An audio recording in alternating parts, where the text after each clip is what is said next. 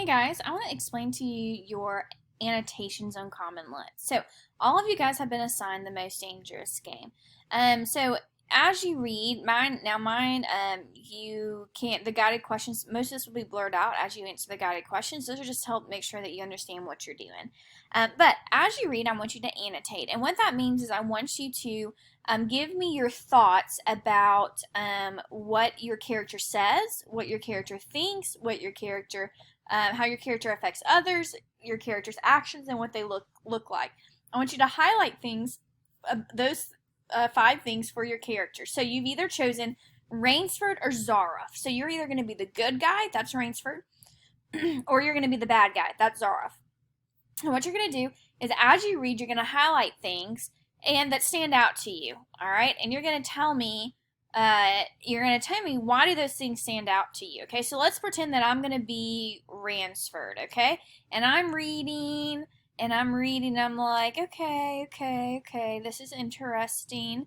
And then Ransford says, Ransford says right here, don't talk rot, Whitney. He says, you're a big game hunter, not a philosopher. Who cares how a jaguar feels? Okay, I'm gonna highlight this and I want to make an annotation. So I'm gonna click the text box and I'm gonna write over here.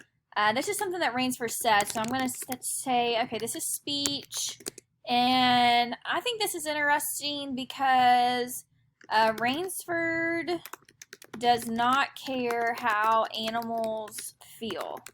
All right, done. So everything, all your thoughts, and then if you need to go edit it, you can hit edit notation. So I may put like a little dot like that. Speech. Rainsford does not care how animals feel. You have your evidences already highlighted. So here's the quote from Rainsford. And then here's my thought about it. It's something he says, so that's why I'm going to write speech. And then I'm saying Rainsford does not care how animals feel. That's what my thought about that. Okay? So I'm going to read a little bit more. And let's see.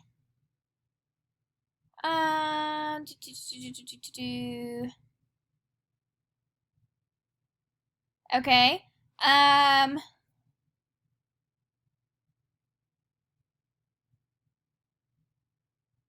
All right. So I'm gonna do this. Rainsford sprang up and moved quickly to the rail, mystified. All right. So I'm gonna make an annotation. This is a action. All right. He sprang up and moved quickly. So this means, or I'm going to say, Rainsford is quick on his feet. And when I'm done, I'm going to hit done. And that's an action. So as you read, whether you're Rainsford or Zaroff, this is what you're doing. You're annotating, which means you're telling me, you're making a comment, your own comment on the text. Okay, what do you think about this? What are some thoughts that are going through your head?